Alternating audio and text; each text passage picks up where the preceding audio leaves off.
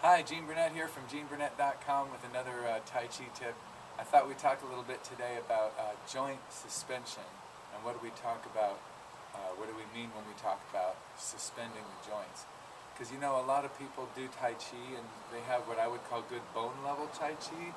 By bone level I mean that the bones are properly aligned, everything's in the right place, but it looks kind of brittle and kind of held and precise. But the knees aren't twisting, you know, the posture's good, the frame is good, but it's not very relaxed. And then you can go to muscle level and soften that so it's very relaxed and smooth and even, and there's no bumps in the ride. It's all very smooth and soft, but it has a kind of deadness to it, a kind of drippy quality, you know, kind of like heavy, and it can look a little sluggish even though it's relaxed and has good posture. What I call the energy level or the nervous system level or the joint level is where this stuff really starts to come alive and not just be theory.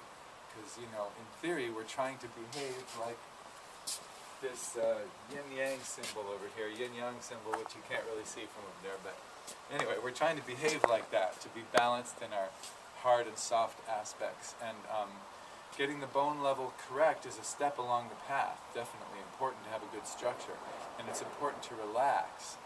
But if you're really relaxed and soft and heavy but not very responsive, in other words, if you're kind of sluggish and dead, you're not really expressing or embodying Tai Chi as fully as it could be. So what bridges muscles and bones? The joints. And that's where your nervous system comes into play and where you start to act as an integrated whole rather than a series of parts. So suspending the joints is one step along the way to that. And what I mean by that is, and I'll just use a little standing meditation position. Let's say I'll take a standing meditation position like this. If I get my bones in the right place and everything is properly aligned, the next step would be to soften and settle and just let go of any extra tension. But there's this kind of slack in everything. It's kind of like a bunch of ropes just hanging on a framework. If I go to the next level, I'm going to start to open my joints a little bit. So where the bone level it was kind of held and the muscle level is kind of drippy and soft and kind of heavy, the energy level is in between. So I want to suspend my joints as though they're like on little ropes. Each joint is suspended like from above, so I have this loose kind of suspended feeling. And then, boy, you know, the traffic jams in our body are almost always in the joints. That's where things can get pinched. It's hard to pinch a nerve here, but here, here, here, here, here, all the joints are pinchable. So when your joints are suspended like that, there's always a little bit of motion going on, always a little bit of play.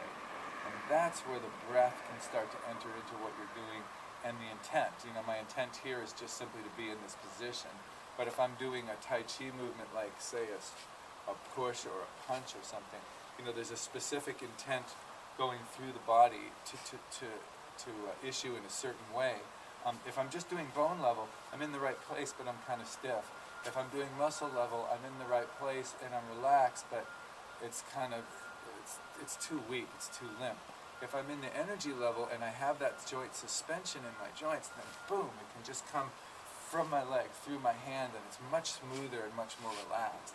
So a really nice step along the way is just to stand comfortably, feet parallel, knees bent, a little bit of space here, sit into this crease here so your pelvis is not forward.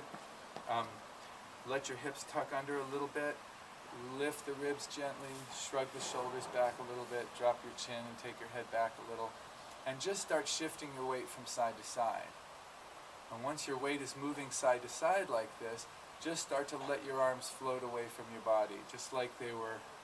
You can think of a couple of things. One is like there's seaweed, so your body has this kelpy kind of feeling like you're in the water and being suspended that way, but every joint is moving. Every joint has a little bit of motion in it. I know it can look a little silly, but that's a step along the way, just relaxing and softening. I prefer to think of myself more like a lead puppet.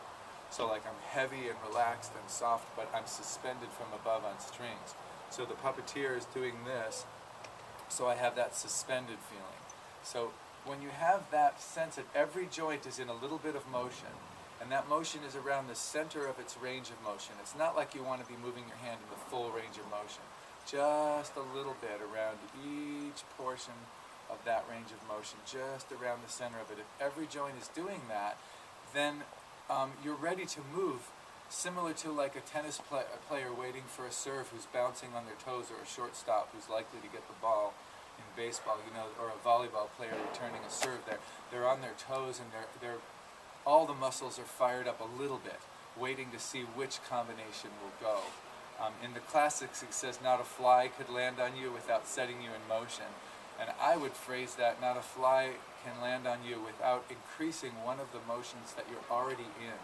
So if you're already in a little motion, going to act or going to listen and neutralize, or whatever life asks you to do next, you're more likely to be close to what you need to do if those joints are suspended a little bit and a little bit ready.